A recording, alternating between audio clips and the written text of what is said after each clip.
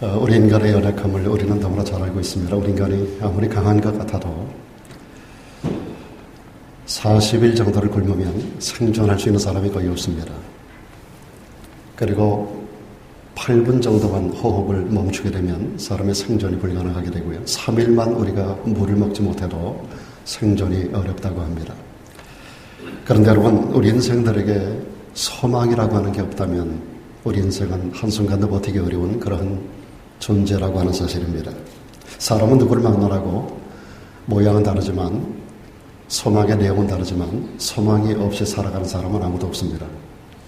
학생들은 아마도 공부한 이후에 미래 경력에 대한 여러 가지 많은 소망들을 가지고 여러 가지 많은 투자를 하고 젊음을 거기에 파묻게 되는 것이죠. 돈 버는 사람들 여러 가지 많은 소망들을 가지고 사업을 경영합니다. 인생의 여러 가지 모든 하는 일은 다르고 주어진 여건은 다르고 살아가는 삶의 내용들은 다를지 모르지만 우리 인생들은 소망이 없이 살아가는 사람은 하나도 없다라고 말할 것입니다. 그렇다라고 말할 때 오늘 이 자리에 오신 여러분들은 무엇에 소망을 두고 이 땅을 살아가는가 스스로에게 한번 물어보시면 좋겠습니다. 일반적으로 이 소망이라고 하는 것은 어릴 때 다르고 성장하면서 그 사람의 가치관의 변화 가운데서 점점 다른 소망을 갖게 되는 것입니다. 특별히 우리 크리스천들에게는 영적인 성숙도에 따라서 소망하는 것이 많이 달라지게 됩니다. 그래서 사도 바울은 고린도전서 2장과 3장에서 모든 그리스도인들이 다 똑같은 존재가 아니라 두 종류의 크리스천이 있다라고 말씀을 하고 있습니다. 한 종류는 육신에 속한 그리스도인이 있고 또 한 종류는 영에 속한 그리스도인이 있다라고 말합니다.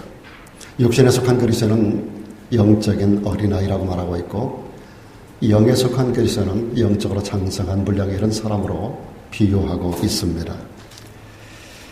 영적인 성숙도에 따라서 추구하는 것이 다르고 소망하는 것이 다르다라고 하는 것입니다. 저도 수많은 사람들을 양육하고 수많은 사람들을 가르치면서 그 사람이 서서히 가치관이 변하는 걸 봅니다. 가치관이 변하는 성숙도에 따라서 추구하는 가치가 달라지는 걸 볼 수 있습니다. 그러니까 세상을 살아가는 삶의 모습이 많이 달라지는 겁니다. 소위 말하는 소망의 변화가 오는 것을 볼 수가 있는 것이죠. 우리는 잠깐 보이다가 없어지는 이 세상에 소망을 두고 살아서는 안 되는 것입니다. 오늘 다윗이라고 하는 분이 본문의 말씀을 기록하는데 그분은 왕으로서 이 땅을 살아가는 사람입니다. 지나간 인류 역사 가운데서 가장 위대한 왕 중에 한 사람으로 추앙되는 다윗. 그는 그가 존재했을 때 이스라엘 역사 가운데 가장 많은 영토를 차지했고 모든 전쟁에 백전백승했었던 사람. 생각만 하면 그가 가지려고 하는 생각만 가지면 모든 것을 다 가질 수 있었던 사람. 이번의 마음속에 이런 마음을 품고 있습니다. 주께서 나의 날을 손넓이만큼밖에 안 되게 했다라고 하는 것입니다. 그는 자기 자신을 생각해 볼 때 자기 인생이 손넓이밖에 안 된다는 것입니다. 여러분, 손넓이라고 하는 것은 한 뼘을 이야기하는 것인데 우리 인생에 여러분 다윗도 말씀드린 대로 30세 왕이 됐는데 40년 동안 통치를 하고 70세 세상을 따라갑니다. 결코 오늘날의 수명으로 보면 장수했다고 말할 수 없지만은 그러나 그 당대의 왕들의 평균 연령을 보면 굉장히 많이 장수했던 왕이었었는데 그는 어찌됐든지 그만큼을 살아가면서 인생 후반에 이런 고백을 합니다. 인생의 날들이 나의 날이 하나님께서 허락하신 나의 날이 손넓이만큼 되지 않는다. 제 나이도 이제 70을 향하고 있습니다만은 지난 날을 이렇게 돌아봅니다.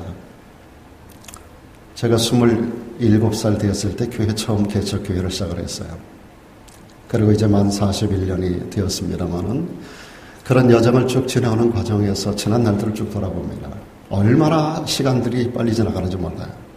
제가 여기 온 것이 이제 얼마 후에 8년이 됩니다. 앞으로 내가 살 날이 얼마나 될까를 생각해 봅니다. 얼마나 빠르게 아이들은 말로 휘리릭 하고 지나가 버리는 거예요. 제가 카나다에 올라갈 때가 엊그제 같은데 카나다 갔다가 여기 온 게 벌써 18년이에요. 정말로 눈 깜빡할 사이에 지나간 앞으로 내 남은 날들이 18년 정도 남아있으니까 그런 생각을 제가 해보면 끔찍한 생각을 해요. 저는 죽음이 끝이 아닌 것을 알기 때문에 또 제가 죽음 이후에 대한 분명한 확신과 믿음을 가지고 있기 때문에 그날이 어떤 의미에서는 좀 빨리 오기를 기대하는 마음도 있습니다만은, 그러나 여러분, 인생이라는 것이 여기 다윗이 말하고 있는 것처럼 하나님께서 우리들에게 허락한 날들이 손넓이만큼밖에 안 된다는 거예요. 그리고 나의 일생의 주의 날에는 없는 것 같다는 겁니다. 우리는 영원하신 하나님이라고 말합니다. 우리 인생들은 참 한계를 가진 존재들입니다. 재수없으면 200년을 산다 하더라도 그 날들이 자랑할 날이 하나도 없습니다. 한순간에 지나가 버리고 마는 거예요. 그래서 주의 앞에는 나의 일생이 없는 것 같다라고 다윗은 말합니다. 사람마다 그 든든히 선 때도 자기 자신을 생각해 보니까 그런 거예요. 그날 왕이었고 모든 전쟁을 백전백승으로 모든 전쟁을 치루었고 가는 데마다 승리하는 역사를 만들고 수많은 사람들이 청화하고 박수치고 악기를 치면서 그를 연도에서 환영했지만은, 그러나 생각해보면 이 모든 것들이 허사라고 하는 것을 그는 말하고 있는 것입니다. 여기 보면 허사뿐이라고 하는 단어를 원어로 보니까 인간이 형통할 때나 가장 강한 때라도 한 번의 호흡에 불과하다는 그런 의미를 가지고 있습니다. 그가 강력한 파워를 가지고 있는 군주였었어요. 강력한 힘을 가지고 정복하는 군왕이었었어요. 그럼에도 불구하고 그가 진실로 든든히 선 때도 한 번의 호흡에 끝나지 않는다라고 하는 사실, 이것을 그는 말하고 있는 것입니다. 우리를 책임질 수 없는 이 세상이라든지 돈이라든지 사람이라든지 학문이라든지 이런 것들의 소망을 둬서는 안 된다라고 하는 것입니다. 다윗은 이어서 6절에서 이렇게 말합니다. 진실로 각 사람은 그림자같이 다닌다는 겁니다. 실체가 있는 것 같은데 사실은 흔적도 없이 사라지는 존재라고 하는 거예요. 헛된 일에 분유하다라고 하는 겁니다. 재물을 쌓느라고 애를 쓰지만은 버는 사람 따로 쓰는 사람 따로 누가 취하는지 알 수 없다라고 하는 겁니다. 여러분, 땀 흘려 벌어들이는 디파짓된 모든 물질이 다 누구를 위하여 쓰여질 것 같습니까? 우리가 재물을 수고함으로 쌓지만 누가 취하는지 알지 못하는 재물, 이런 것들에 소망을 두지 말라라고 하는 것을 다윗은 말하고 있습니다. 그러므로 우리 크리스천들은 무언가 소망하는 것이 달라야 한다라고 하는 도전적인 말씀이에요. 사도 바울은 우리들에게 고린도서를 통해서 이렇게 말씀합니다. 누구든지 그리스도 안에 있으면 새로운 피조물이 된다는 겁니다. 우리는 이전 것과 그리스도를 중심으로 이후에 우리의 모습이 다른 존재라는 겁니다. 달라도 많이 다른 존재라고 하는 거예요. 저 역시도 많은 사람들을 전도해보고 가르쳐보고 말씀으로 인도해보고 또 제 자신을 돌아본다 하더라도 그리스도를 중점으로 해서 이전과 이후가 너무나 다르다는 사실을 알게 됩니다. 바울은 분명히 말씀입니다. 그런즉 누구든지 그리스도 안에 있으면 새롭게 빚어지는 존재가 된다는 겁니다. 새로운 피조물이 된다는 거예요. 가치관이 바뀐다는 겁니다. 보는 눈이 달라진다는 거예요. 이전에 보았던 모든 사물이, 이전에 보았던 모든 가치가 새롭게 변화가 된다는 겁니다. 그러므로 추구하는 방향이 달라진다는 거예요. 저는 수많은 사람들이 예수님을 믿고 나서 인생을 거룩함으로 변화시켜 새로운 인생의 걸음을 걸어가는 사람들을 너무나 많이 봐왔고 저 자신 또한 그런 인생을 살아가고 있는 겁니다. 왕 다윗은 오늘 7절에서 이어서 이렇게 말합니다. 그러므로 내가 무엇을 바라보겠느냐? 내가 무엇을 바라겠느냐? 나의 소망은 오직 주께 있습니다라고 그런 고백을 하고 있습니다. 시편 146편에서는 이런 고백이 있습니다. 여호와 자기 하나님에게 그 소망을 두는 자는 복이 있도다라고 말씀합니다. 여러분에게 경험되셨으면 아멘 하십시다. 우리가 나의 하나님에게 그 소망을 두면 그 자체가 복이 되는 거예요. 75년 동안 자기 인생의 걸음을 걸어갔던 아브람이라는 사람이 있었어요. 그는 갈대아 우루, 당시에 페르시아 문명 가운데서 가장 강대한 국가 가운데서 성장했던 사람입니다. 세상에 가장 좋은 문물을 경험했던 사람. 하나님이 그 가운데 뽑아내셨어요. 본토 친척 아비집을 떠나게 하고 하나님이 정하는 땅으로 가게 하셨습니다. 어떻게 보면 소망이 없는 것 같았어요. 지금까지 75년 동안 일궈나왔던 모든 삶의 기반을 다 뒤로 하고 떠나라는 겁니다. 빈손으로. 본토, 친척, 아비집을 떠나라는 겁니다. 다 두고 가라는 거예요. 삶의 기반을 다 놓고 가라는 거예요. 어디로? 그냥 지시하는 땅으로. 죽을지도 모르는 미지의 땅을 향해서, 한 번도 가보지 않은 땅을 향해서 하나님의 명령 따라가는 겁니다. 사랑하는 여러분, 그가 하나님에게 소망을 두지 않았더라면 이런 결단을 할 수 있었을까요? 이 결단이 한 걸음 한 걸음 내어드릴 때마다 축복된 걸음을 걸어간 줄로 믿습니다.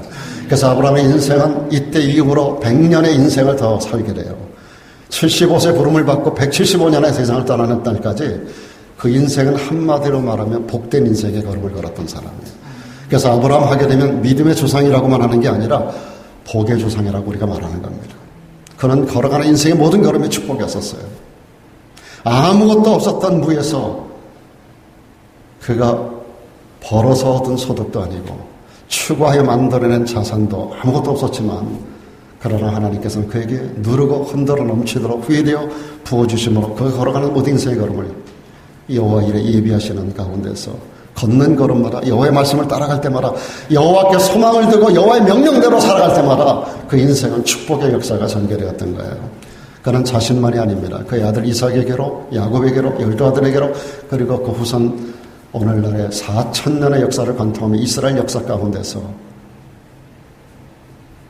축복을 상속하는 민족의 국부가 되었던 거예요.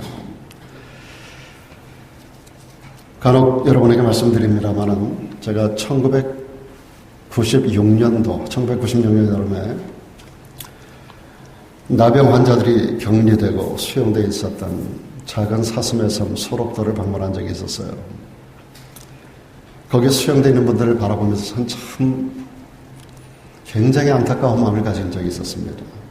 가슴이 참 찢어지는 것 같은 고통을 함께 겪었어요. 그러면서 거기 갔다가 저는 너무나 큰 소망의 빛을 보았어요. 그분들이 결코 불행한 존재로 살아가는 존재가 아니라는 사실을 거기서 저는 발견했어요. 하늘과 땅만큼 완전히 다른 두 개, 세 개가 한 곳에 모여있는 걸 보았어요. 제 눈에 비춰진 나병 환자들은 참으로 그 인생이 비천하기가 그지가 없었습니다. 한 사람도 정상적인 사람이 없어요. 얼굴은 다 일그러지고 머리카락은 다 빠지고 이빨도 다 빠져나가고 코도 비뚤어지고 눈썹도 없고 손이 없는 사람이 3분의 1, 다리가 없는 사람이 3분의 1, 온몸이 돼지우리에 있는 돼지 같은 그런 모습으로 살아가는 그런 사람들을 제가 한 주간 동안에 쭉 이렇게 보면서 정말 가장 인간 가운데 가장 저주받은 사람들이 이 사람들이 아닌가라는 생각을 가지게 되었었어요. 처음에 들어갔을 때. 그런데 하루 이틀 그들과 대화하고 만나고 그들과 더불어서 함께 예배하고 우리 봉사단이 함께 가서 그들을 씻겨드리고 짧은 기간이지만 한 주간 동안 그들과 함께 생활하면서 저는 그 가운데서 소망의 빛을 보았어요. 그 일그러진 얼굴 가운데 소망으로 싹 트있는 아름다운 얼굴을 발견할 수 있었어요. 세상에서 가장 아름다운 현장을 저는 보았던 겁니다. 놀라운 정신적인 건강과 그리스도 예수 안에 진정 변화된 그들의 아름다운 모습들을 저는 발견할 수가 있었습니다. 그때 제가 갔을 때 한 900여 명이 살고 계셨어요. 지금 얼마나 계신지 잘 모르겠습니다만은 5개의 교회가 있었는데 제가 5개 교회를 쭉 순회하면서 참 많은 사람들의 그 모습들을 바라보는데 하루하루 내가 그들을 바라보는 시선이 달라지는 거예요. 과연 나는 그들에게 봉사하러 갔고 그들에게 은혜를 끼치러 말씀을 전하러 갔고 그들에게 뭔가 싸들고 가가지고 그들에게 나눠주는 그런 뭔가 베푸는 것 같은 마음을 가지고 처음 들어갔는데 나는 그들에게 너무나 많이 무너졌어요. 내가 과연 내 속에 있는 소망이 저들보다 큰가? 과연 내 믿음이 저들보다 큰가? 나의 기도의 파워가 저들보다 큰가? 그들은 정말로 자부심을 가진 기도의 군사들이었었어요. 하루에 5번을 매일같이 예배를 드립니다. 새벽 4시 새벽 기도를 오기 전 2시부터 집을 나가서야 돼요. 다리가 없으니까, 팔이 없으니까, 온몸이 불편하니까 2시간을 교회를 기어와야 돼요. 하루 종일 5번 예배가 온종일 예배 드린 것밖에 없어요. 저는 그분들을 바라보면서 너무 많이 울고 너무 많이 제가 깨지고 변화되고 왔습니다. 지혜왕 솔로몬은 잠언 10장 28절에서 하나님께 소망을 두는 의인, 그런 의인들의 소망은 즐거움을 이루게 된다는 말을 했습니다. 제가 이런 간증을 들어본 적이 있어요. 고등학교 졸업반이었었던 오영석이라는 친구가 집이 워낙 너무나 가난해서 아마 저와 비슷한 시대를 살았던 분인데 지금도 생존하는 분입니다. 근데 고등학교 3학년이 됐는데 집이 너무 가난하니까 대학을 진학할 수 있는 길이 없는 거예요. 정말 공부는 하고 싶고 학교에서는 탁월한 성적을 가지고 있는데 아무도 그를 도와줄 수 있는 사람이 없는 거예요. 답답한 마음에 교회를 찾아갔습니다. 그날 목사님 설교가 오늘 제가 했던 이런 설교였었던 것 같아요. 하나님께 소망을 두는 자는 그 소원을 이룬다라고 하는 그러한 주제의 설교를 들었습니다. 하나님에게 소망을 두면 소원을 이룰 거야 라고 하는 말씀을 마음에 받고 돌아왔는데 답답하기가 그지가 없는 거예요. 어떻게 해야 될까? 하나님에게 소망을 두고 사는 거 어떻게 하면 될까? 근데 갑자기 번개처럼 스치는 생각이 있었어요. 하나님께 편지를 쓰자. 내 주변에 사람은 도와줄 사람이 없으니 하나님에게 도움의 손길을 한번 요청해보자. 그래서 집에서 편지를 썼어요. 하나님 전상서 해가지고 밑에 내용을 쓰기를 시작을 했습니다. 제가 종놈같이 일을 해도 좋고 무엇을 해도 좋고 어떤 모습으로도 좋은데 제가 대학을 진학할 수 있도록만 해주세요. 지금까지 최선을 다해서 학교 최상위층의 학력을 가져도 저는 아무 소용이 없습니다. 학교 갈 돈이 없어요. 그러면서 이제 그 내용을 나름대로 주저리 써놨겠죠. 그리고 봉투에 딱 썼는데 주소를 어디다 해야 돼, 주소를. 발신자 주소는 썼는데, 자기 집 주소 썼는데, 수취하는 하나님 주소를 알아야지. 그게 무조건 하나님의 집이라고 썼어요. 그리고 우체통에 갖다 집어넣었습니다. 우체국 직원이 이걸 딱 보는데 한심한 거예요. 이거 버릴까 하다가 우체국장님에게 그걸 갖다 줬어요. 근데 마침 그분이 교회 장로님이었었는데 그것을 딱 보더니 이거를 우리 목사님에게 갖다 드려야겠다. 그래서 그 해남이라고 하는 지역에 있는 그 목사님에게 그 편지를 갖다 드렸습니다. 목사님이 그 편지를 개봉해서 보는데 성령이 그 마음을 움직이기 시작을 했어요. 이 친구를 후원해야 되겠다. 그래서 그 장로님 보내가지고 그 친구 데려오라고 주소가 있으니까 그래서 그 친구를 데려온 것이 그 인생의 터닝 포인트가 되는 겁니다. 이 아이에게 대학을 진학시키고 그리고 스위스로 유학까지 보냈어요. 스위스에서 공부를 하고 돌아와서 한국의 모 신학대학의 조직신학 교수가 됩니다. 그리고 지금은 총장에 올라와 있습니다. 사랑하는 여러분, 주님을 바라고 주님에게 소망을 두면 주님은 어떤 방법을 통해서라도 우리의 길을 열어주심으로 반드시 오늘 말씀대로 즐거움을 이루게 하시는 하나님이신 줄로 믿습니다. 다윗은 오늘 본문에 보니까 주께만 소망을 두어야 할 3가지 이유를 그가 왕이면서도 모든 걸 가졌음에도 모든 것이 부족한 게 하나도 없음에도 불구하고 주께만 소망을 두어야 하는 이유를 우리들에게 3가지를 말씀해주고 있습니다. 무엇보다 주님만이 우리의 기도의 응답이 되기 때문이라고 그는 말하고 있습니다. 오늘 여기 12절에 보니까 여호와여 나의 기도를 들으시며 나의 부르짖음에 귀를 기울이소서. 내가 눈물 흘릴 때 잠잠하지 마옵소서. 여기 다윗은 기도하는 사람으로 표현되고 있습니다. 그는 일생을 기도로 살았던 사람이에요. 어린아이 때로부터 기도의 사람으로 불려진 사람이에요. 성장하면서 그의 인생의 모든 것을 하나님에게 맡기는 기도의 사람이었어요. 기도하는 사람은 어떤 일을 만나도 좌절하지 않습니다. 여러분 시편 56편에 그가 기록한 시편에 이런 말을 했습니다. 내가 두려워하는 날에 이 두려워한다는 말이 원어에 좌절하는 때입니다. 여러분 다윗도 좌절할 때가 있었어요. 우리가 세상을 살다 보면 좌절할 날이 옵니다. 저는 목사가 된 이후에 지난 40년 동안에 굉장히 좌절할 일들도 많이 경험을 했었습니다. 모든 사람들은 좌절하는 날이, 두려워하는 날이 옵니다. 그런데 다윗은 그때 무너지지 않습니다. 주를 의지합니다. 이 의지한다는 것이 기도한다는 거예요. 내가 하나님을 의지하고 그 말씀을 찬송하올지라 내가 하나님을 의지하였은즉 두려워하니 하리니 혈육 있는 사람이 내게 어찌하리이까. 사울왕이 3,000명의 군사를 이끌고 다윗 하나를 잡아 죽이겠다라고 10년 넘는 기간 동안을 그를 쫓아다니는데 이게 보통 사건입니까, 여러분? 아이들 쓰는 말은 미치고 팔짝 뛸 일 아니에요. 어디 숨을 데가 있어, 이스라엘 그 조그만 땅 안에. 우리나라 강원도 땅만한 그 작은 땅, 그 팔레스틴 안에다가 거기서 3,000명의 군사를 이끌고 전 국민에게 원티드 사인을 붙여놓고 이놈이 나타나면 신고하라는 거예요. 신고하지 않으면 그 지역을 가서 그 지역 초토화시켜버리고 말아요. 제사장 그 그룹이 있었던 땅까지로 전부 제사장들도 전부 다 잡아 죽이는 그러한 혹독한 일들을 만들면서 사울왕이 다윗을 잡아 죽이겠다는 거예요. 그 마음속에 그는 가지고 있는 사명이 오직 다윗 하나 잡아 죽이는 거예요. 아무것도 없는 청년 사울, 그를 3,000명의 군사를 이끌고 왕이 친히 앞장서가지고 그를 잡으러 다니는 거예요. 모든 백성들에게 다윗은 잘 알려진 사람이에요. 누구든지 다윗 이놈이 나타나면 신고하라는 겁니다. 신고 안 하면 가서 그 지역을 초토화시켜버리고 말아.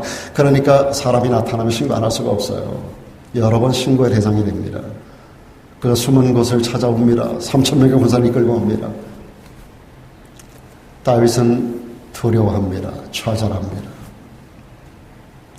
자기를 그는 일컬어서 벼룩 같은 존재라고 그래요. 벼룩 같은 존재. 그런데 그 상황 속에서 혈육 있는 사람이 내게 어찌하리까. 하나님 앞에 기도함으로 그는 담대함을 회복했습니다. 내가 아뢰는 날에 내 원수가 물러가리니 하나님이 나를 도우심인 줄 아나이다라고 그는 고백합니다. 기도하는 사람은 기적을 경험하게 될 줄로 믿습니다. 최근에 우리가 요한복음 새벽기도 때 보면서 예수님께서 하신 말씀 여러분 기억하십니까? 지금까지는 너희가 내 이름으로 아무것도 구하지 아니하였으나 구하라. 그리하면 받으리니 너희 기쁨이 충만하리라. 할렐루야. 지금까지는 너희가 내 이름으로 아무것도 구하지 아니하였으나 구하라. 그리하면 받으리니 내가 주겠다라고 하는 거예요. 그런 말미암아 너희 기쁨이 충만하게 될 것이라고 말씀하고 있습니다. 여러분, 오늘 여러분께 제가 도전하는 거예요.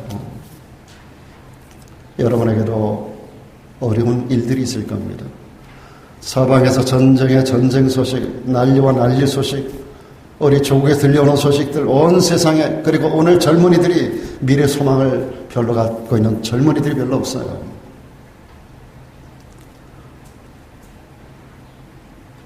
우리 한국 같은 경우에 여러 가지 세계적인 신기록을 갖고 있는 것들이 얼마나 많습니까? 특별히 젊은 세대들이 너무나 힘들고 어려운 때를 살아가는 이런 시대.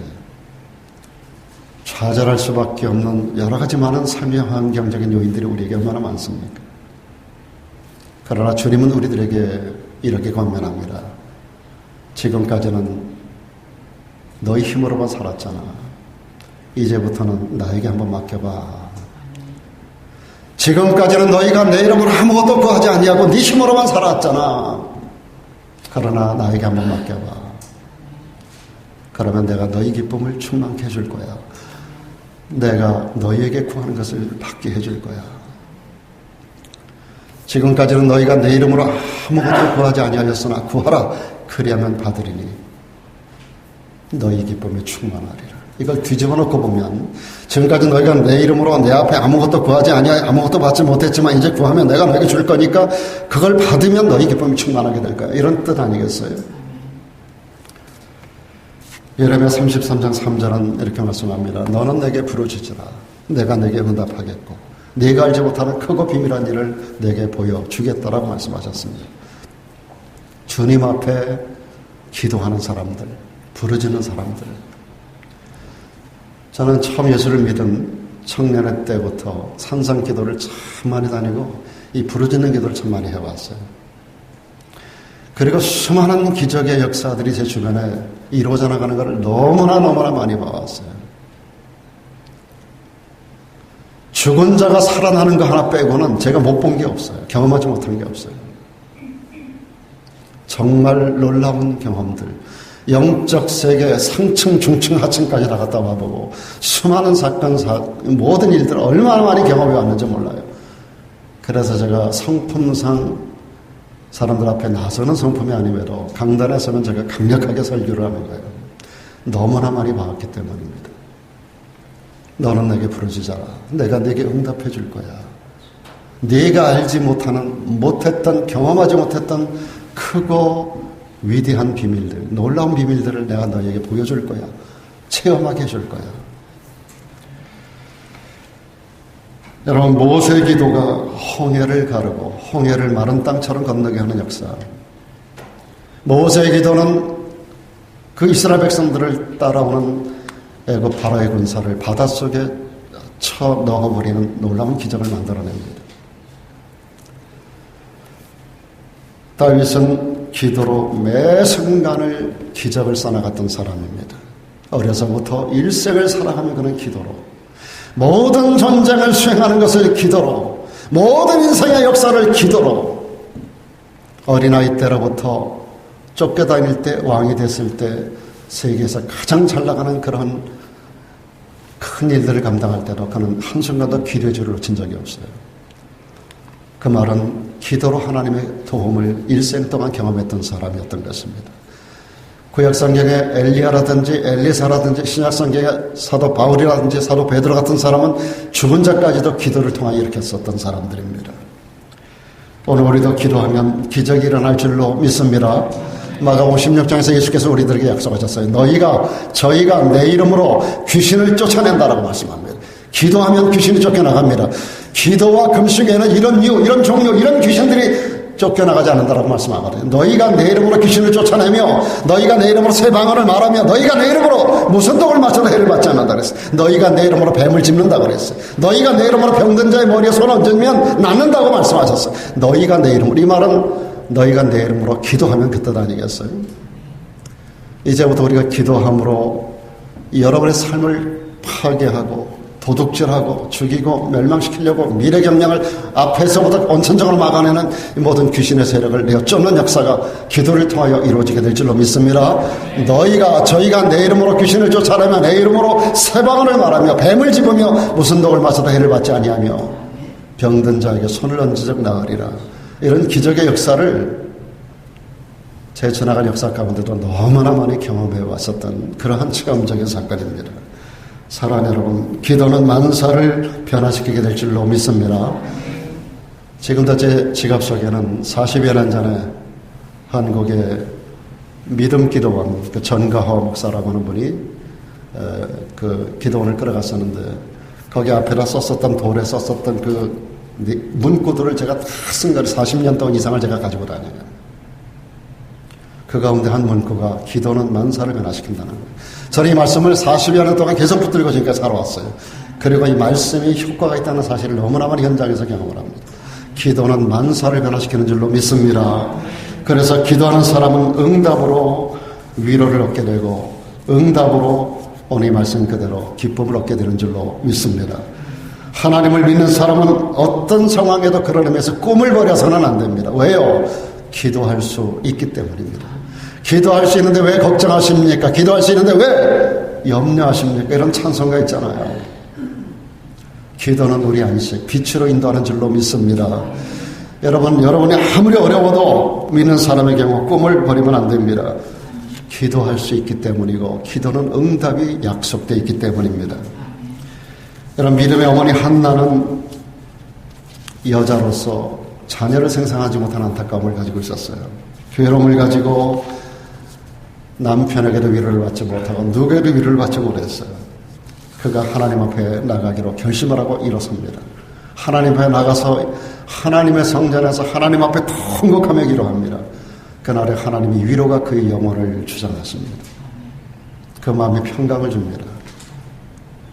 그리고 그는 마음속에 모든 근심, 염려, 불안, 걱정했던 거 다 날려버리고 말았어요. 한 번도 그 이후로 같은 근심을 해본 적이 없어요. 그리고 하나님께로부터 응답을 받게 된 줄로 믿습니다. 한나가 사무엘상 2장 1절로 2절에서 응답받은 이후에 이렇게 고백합니다. 내 마음이 여호와를 인하여 즐거워하며 내 뿔이 여호와를 인하여 높아졌으며 내 입이 내 원소들을 향하여 크게 열렸으니 이는 내가 주의 구원을 인하여 기뻐함이니이다. 여호와와 같이 거룩하신 이가 없으시니 이는 주밖에 다른 이가 없고 우리 하나님 같은 반석도 없으심이니이다. 저는 욥기를 통해서 참 많은 지혜를 얻습니다. 욥기 8장에 이런 말씀이 있습니다. 내가 만일 하나님을 부지런히 구하고 네가 만일 하나님을 부지런히 구하고 전능하신 이에게 불리고 또 청결하고 정직하면 그 하나님의 정녕 너를 돌아보시고 너의 의로운 집으로 형통하게 하실 것이라고 했습니다. 그러므로 성도가 전능하신 하나님을 기도의 대상으로 알고 항상 기도한다는 이 자체가 우리 성도들에게 주어진 큰 축복인 줄로 믿습니다. 여러분, 성도가 기도하면 놀라운 일이 일어나요. 하나님과 첫째 가까워집니다. 하나님과 가까워지면 기적의 역사가 창출됩니다. 우리 하나님 여러 가지 타이틀을 가지고 계신 분입니다. 그 하나님 창세기 1장으로부터 창조주 하나님이라는 이름을 가지고 계세요. 그는 무에서 유를 만들고 없는 것에서 있는 것을 죽은 자를 산자와 같이 부르시는 하나님이에요. 여러분, 하나님에게 가까이 나가면 기적의 역사를 경험할 수밖에 없어요. 그래서 예레미야 29장 12절 13절에 이런 말씀이 있어. 너희는 내게 부르짖으며 내게 와서 기도하면 내가 너희를 들을 것이요 너희가 전심으로 나를 찾고 찾으면 나를 만날 것이라고 말씀하셨어요. 또한 성도가 기도하면 하나님 반드시 응답해 주심을 믿으시길 바랍니다. 예레미야 33장 2절 이하에 이런 말씀들이 있습니다. 이를 행하는 여호와, 그것을 지어 성취하는 여호와, 그 이름을 여호와라 하는 이가 가라사대 너는 내게 부르짖어라. 내가 내게 응답하겠고 네가 알지 못하는 크고 비밀한 일을 내게 보이리라고 말씀하십니다. 여기 앞부분에 이런 말씀, 이를 행하는 여호와예요. 그것을 지어서 만든다는 거예요. 성취하신다는 거예요. 없는 것을 있게 하신다는 의미. 그거는 창조주 하나님이기 때문에 하나님만이 이 말씀을 하실 수가 있어요. 그분의 이름이 여호와예요. 여호와는 약속하시는 하나님이에요. 내 이름으로 내가 맹세한다는 뜻입니다. 너는 내게 부르짖어봐. 내가 내게 응답해 줄 거야. 여호와라는 내 이름의 명예를 걸고 내가 약속하는 거야. 이 뜻이에요. 여호와는. 여호와라 하는 이가 가라사대 너는 내게 부르짖어라. 내가 내게 응답해 줄 거야. 그러므로 네가 알지 못했던 크고 비밀한 일들, 놀라운 일들을 내가 너에게 보여줄 거야. 주께서 약속하심을 믿습니다. 성도가 기도하면 환난에서 건짐을 받게 됩니다. 그래서 여러분, 시편 50편 15절에서 다윗은 이렇게 말합니다. 환난 날에 나를 부르라. 내가 너를 건지리니 네가 나를 영화롭게 하리라. 이 하나님의 말씀을 그는 기록하고 있습니다. 환난 날에 나를 부르라. 내가 너를 건지리니 그로 말미암아 네가 나를 영화롭게 하리로다. 주님은 우리 기도에 반드시 응답하실 줄로 믿습니다. 성도에게는 기도하는 특권이 주어져 있어요. 여러분, 믿지 않는 자가 기도한다고 하나님 응답하시는 게 아니에요. 여러분, 옆집 애가 나한테 와가지고 뭘 달라고 하면 내가 주는 게 아니잖아요. 내 자식이 구하는 건 내가 주는 거예요. 그렇죠? 지나가는 아무나 우리에게 나에게 와가지고 뭐 해달라고 하면 여러분 해줍니까? 우리가 동정심을 베풀 수는 있어요. 그러나 그건 본질적인 응답이 아니에요. 우리가 하나님의 자식이 되어 있기 때문에, 하나님 백성이 되었기 때문에 우리는 그분의 이름으로 그분께 구할 수 있는 줄로 믿습니다. 우리 아버지잖아요. 아버지에게는 자식은 무엇이든지 구하는 거예요. 지금도 40이 넘은 제 아이가 지금도 무슨 일 있으면 꼭 저에게 연락해요. 아빠, 이게 필요해요. 자기가 할 수 없는 것들은 저에게 도움을 요청해요. 그리고 어떤 일이 있으면 저에게 꼭 기도를 요청해 와요. 며칠 전에 더 특별한 일이 있어가지고 밤 11시에 전화가 왔어요. 아빠, 기도해 주세요. 아직 안 주무세요? 지금 가능하시면 저에게 기도해 주세요. 저희 부부가 와서 무릎을 꿇고 전화기 스피커폰을 켜놓고 그 밤중에 기도하는 거예요. 여러분, 내 아빠니까 내가 그 밤 11시가 언제고 도움의 요청을 하는 거지. 남의 아빠 찾아가가지고 내가 힘들다고 가서 옆집 두들겨가면서 이웃으로서 도와줄 수 있는 거하고 자식과 아빠로서 도와줄 수 있는 것도 다른 거예요. 여러분, 우리는 하나님을 아버지로 부르지 않습니까? 아빠, 아버지, 할렐루야. 우리는 그 하나님 앞에 부르짖을 수 있어요. 도움을 요청할 수 있어요. 반드시 우리들에게 기도의 특권이 있다는 거 여러분 아셔야 돼요. 우리 기도 응답의 확신을 가지고 우리는 아버지 하나님 앞에 자녀로서 구할 수 있는 특권이 우리들에게 주어졌다는 거 아셔야 돼요. 이게 축복이고 은혜요 소망인 줄로 믿습니다. 우리가 주님께 소망을 둬야 되는 두 번째 이유는요, 용서가 그분 주님에게 있기 때문입니다. 용서가 주님에게 있어요. 오늘 본문 8절과 10절과 13절에 보면 용서와 관련된 세 가지 표현이 나와요. 8절에 보면 나를 모든 죄가에서 건지신다는 표현이 나와요. 10절에도 보면 주의 징책을 나에게서 옮긴다 그랬어요. 죄를 져서 징계를 받고 책망을 받는 것을 용서한다는 겁니다. 옮기겠다는 거예요. 13절에도 보면 주는 나를 용서하신다는 디테일한 표현이 기록되고 있습니다. 이 한 시편 안에 다윗은 무엇인가 하나님 앞에 범죄한 부분들을 그대로 토해내고 있는 걸 볼 수 있습니다. 토해내고 기도할 때 하나님께서 나를 용서하신다라고 하는 이 사죄 확신을 가지고 그는 하나님 앞에 기도하고 있는 걸 볼 수가 있습니다. 우리가 주님께 소망을 두는 이유 중에 하나가 뭐예요? 우리 죄가 그분의 용서 안에 있기 때문에 그렇습니다. 하나님을 찾는 자가 누릴 수 있는 가장 큰 행복과 축복이 죄의 용서입니다. 왜요? 인간의 모든 문제는 죄로 인한 결과이기 때문에 그렇습니다. 하나님과 교제가 우리 인간의 죄로 단절됐어요. 우리 인간이 당하는 수많은 고난과 환난들이 전부 죄의 결과로 얻어지는 것들이에요. 그리고 죄 때문에 우리 인간은 죽을 수밖에 없는 존재가 되고 지옥의 형벌을 당할 수밖에 없는 존재가 된 것입니다. 그런데 우리 하나님은 사죄의 길을 열어놓으신 줄로 믿습니다. 예수 그리스도 당신의 독생자를 보내주심으로 그분을 십자가에 못 박고 그분을 희생의 대속의 제물로 삼고 우리들에게 사죄의 길을 열어놓으시고 구원의 문을 열어놓으셨어요.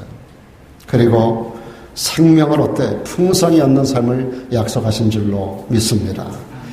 그러므로 주님만이 우리의 참 소망이 되는 줄로 믿습니다. 마지막 또 한 가지 우리가 주님께 소망을 둬야 되는 세 번째 이유는 우리의 영원한 집을 주님께서 준비해 주시기 때문에 그렇습니다. 오늘 12절에 보면 하반절에 나는 주께 객이 되고 거류자가 된다는 표현이 있어요. 거류자라고 하는 이 단어가 토사브라는 히브리어 단어를 사용하고 있습니다. 토사브라는 것은 여행자라는 거예요. 외국에 일시 거주하는 자라는 의미입니다. 나그네라고 하는 의미를 가지고 있습니다. 토사. 나는 나그네로 이 땅에 살고 있다는 겁니다. 여러분, 이 땅이 여러분의 영원한 집이 아닙니다. 다 두고 갈 집들이에요. 나그네는 고향을 그리워하는 겁니다. 손꼽아 고향 가기를 기다리고 있습니다. 우리 신자들의 본향은 영원한 하늘나라인 줄로 믿습니다. 예수님께서 승천하시면서 우리들에게 주시는 말씀이 있습니다. 내가 너희를 위하여 처소를 예비하러 가노니 가서 너희를 위하여 처소를 예비하면 내가 다시 오겠다. 너희를 나 있는 곳으로 내가 영접해 나와 함께 영원히 살게 하겠다라고 말씀하고 계십니다. 우리가 영원히 돌아갈 하늘나라가 있음을 믿습니다. 알버타 슈바이처 박사는 이런 말합니다. 인간의 성공의 비결은 전 세계를 통하여 하나님을 향한 소망을 잃지 않는 데 있다라고 하는 말을 남겼습니다. 사랑하는 여러분, 참 어려운 시대입니다. 나라 곳곳을 바라볼 때, 세계를 바라볼 때 주님께서 말씀하신 그대로 전쟁과 난리와 난리 소문이 온 세상에 가득 차 있고 당장 주님이 재림하셔도 결코 이상하지 않은 시대를 우리는 살아가고 있습니다. 여러분의 개인의 삶은 어떠신가요? 무엇에 소망을 두고 살아가십니까? 이 어려운 상황 속에서 여러분 하나님에게 소망을 두기를 주의 이름으로 축복합니다. 다윗은 마지막 부분에 와서 하나님에게 소망을 두는 자가 세 가지 이런 삶의 태도를 가져야 된다는 것을 가르치고 있습니다. 오늘 이 자리를 떠나기 전에 이 세 가지를 마음에 다윗처럼 작정하고 자리를 떠나면 좋겠습니다. 오늘 분명히 우리는 하나님에게 소망을 둬야 된다는 필연성을 가지고 이 자리에 섰습니다. 그러면 우리는 어떻게 살아야 할까요? 오늘 다윗은 우리들에게 세 가지 자기가 마음에 결단한 것을 말하고 있습니다. 첫째는 나의 행위를 조심하겠다는 거예요. 우리 크리스천들은 행위에 있어서 모범이 되어야 됩니다. 사람들에게 손가락질 받는 그런 일을 해서는 안 돼요. 우리 믿는 사람들은 선한 영향력을 나타내는 선한 좋은 평판을 갖고 살아가야 된다는 것입니다. 여러분, 행함이 우리들에게 구원을 주는 것은 아닙니다. 행함으로, 선행으로 구원을 받는 건 아니에요. 그러나 구원받은 자는 삶이 선해야 되고 삶이 아름다워야 할 줄로 믿습니다. 또한 다윗은 두 번째, 하나님께 소망이 있는 자로서 혀로 범죄치 않겠다라고 작정하고 있습니다. 행함이 뭐예요? 조심해야 되고 입술로는 범죄치 않겠다라고 말합니다. 마땅히 주님께 소망을 두다 보면 혀로 범죄할 수가 없습니다. 코람 데오라 하잖아요. 우리가 하나님 앞에 서서 살아갈 때 우리는 범죄할 수 없습니다. 그럼에도 불구하고 말을 많이 하면 실수를 합니다. 그러니까 제가 어떤 자리에서 말을 제가 많이 안 하는 편인데요. 그 이유는 다른 거 아니에요. 말을 많이 하다 보면 실수를 한다고요. 말을 많이 하다 보면 나도 모르게 죄를 지을 수 있어요.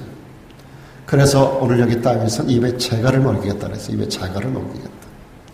제가 아는 어떤 목사님은 자기 호를 시무언이라고 써서 시무언. 보기는 보아도 말하지 않겠다는 거예요. 시무언. 그래서 이분은 언제나 조그만한 자갈, 입에 물기 아주 좋은 조그만한 자갈 하나를 가지고 다니면서 사람들 만나면 그 입에다 물어요. 이게 물면은 말할 수가 없잖아요. 그냥 있으면 말을 하게 되는데 이걸 자갈을 물고 있으면 말을 못한다고. 저는 그렇게까지는 안 해봤지만 시무언 참 좋은 말인 것 같아요. 보기는 보아도 말하지 않는 거. 저는 목회자로서 강단에서 수많은 말을 이렇게 쏟아놔요. 그래서 개인적인 만남 가운데서 가급적 말을 하지 않으려고 애를 씁니다. 말을 많이 하다 보면 자꾸 실수하게 돼 있어요. 어떤 분은 하루 종일 전화 붙들고 있는 분들도 있죠. 조심하셔야 돼요. 다윗은 행함을 조심한다 그랬고 말을 조심한다라고 말하고 있습니다. 이게 소망을 가진 자의 삶의 모습이어야 되는 거예요. 그런 또 한 가지 이렇게 말하고 있습니다. 나의 영혼아 잠잠히 하나님만 바라라. 대자 나의 소망이 저로조차 나른도다. 잠잠히 소망의 하나님을 바라보는 겁니다. 행함을 조심하고 말을 조심하고 그리고 잠잠히 하나님에게 소망을 두고 하나님을 바라보는 것입니다.